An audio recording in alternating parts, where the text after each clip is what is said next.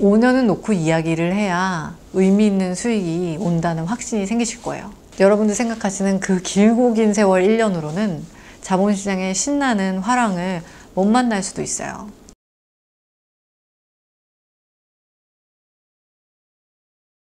자본시장의 대표 선수가 누구냐면요, 미국 주식이에요. 미국이라는 나라의 자본시장의 규모가 전 세계의 50%를 차지하거든요. 그러니까 미국 사람들은 자국 시장만 알아도 전체 시장과 굉장히 비슷해요. 근데 우리나라 주식시장은 전체 주식이라는 자산의 2%밖에 되지 않아요. 그 2% 되는 시장의 특성이라는 것은 진짜 주식이 뭐지? 라는 명제에 대한 답과 굉장히 다른 답을 드려요. S&P 500이라는 지수가 있어요. 미국의 500개가 되는 큰 기업 가치를 전체로 통계를 내서 따라가 보는 지수예요. 미국 주식시장이 어떤 수익률을 주지?가 궁금하면 S&P 500이라는 지수를 살펴보면 되는 거예요. 이 안에는 아마존, 페이스북, 애플 좋아하시는 기술주들 많이 들어있어요. 올해 2월에 팬데믹 사태가 있었어요. 자본시장도 엄청나게 출렁거렸습니다. 그래서 30% 이상 떨어졌어요. 이 기업들의 근본적인 가치가 30% 없어진 건 아니잖아요. 그렇지만 단기 전망이 밝지 않기 때문에 주식시장은 굉장히 민감하게 반응하는 거죠.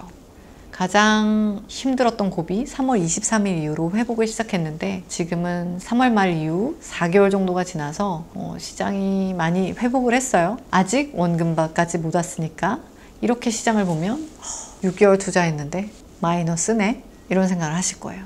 자, 오목렌즈로 세상을 들여다보면 사물이 뒤틀려 보인다 그랬잖아요. 짧은 사고를 가지고 6개월 동안 성과를 측정했다면 좁게 보면 오르는 것 같지 않고 오히려 떨어졌어요. 6개월 동안. 미국의 자본시장은 후퇴하고 있는 걸까요? 아니에요. 1년으로 넓혀보면 어때요? 원금보다는 높아 보여요.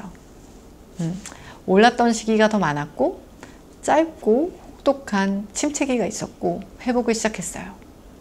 자, 이 상태에서 보면요, 이제 원금보다 조금 올랐구나, 1년이나 투자했는데 라는 생각을 하실 거예요. 5년에 보면 어떨까요? 어마어마하게 올랐어요. 시장이 사실 계속 꾸준히 오름세예요. 돌아보면 그렇죠. 많은 기업들이 끊임없이 노력하고 끊임없이 혁신하고 끊임없이 생산성을 높이기 위해 노력해요.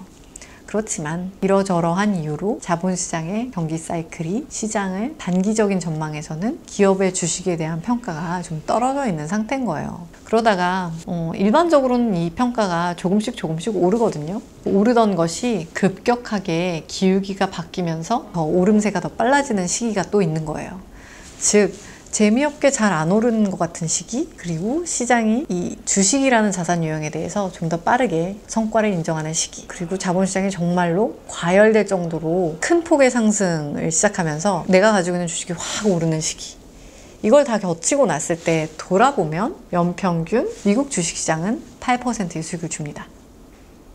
중간중간 오르내림과 고비들이 있겠죠. 5년은 놓고 이야기를 해야 의미 있는 수익이 온다는 확신이 생기실 거예요. 여러분들 생각하시는 그 길고 긴 세월 1년으로는 자본시장의 신나는 화랑을 못 만날 수도 있어요.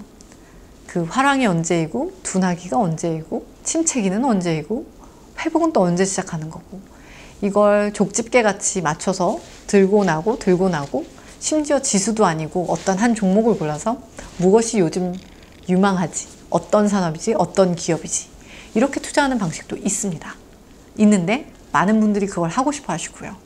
단기적으로 많은 수익을 주거든요. 떨어졌을 때 샀다가 올랐을 때 빨리 팔고, 또 기회가 올 테니까 이 변동성을 타면서 어쩌면 서핑하듯이 투자를 하시는 거예요. 근데 그런 투자를 하게 되면요, 어느 시점에 있느냐에 따라서 굉장히 신날 때도 있고 어떨 땐 굉장히 공포가 찾아와요. 그러다가 돈을 벌기도 해요.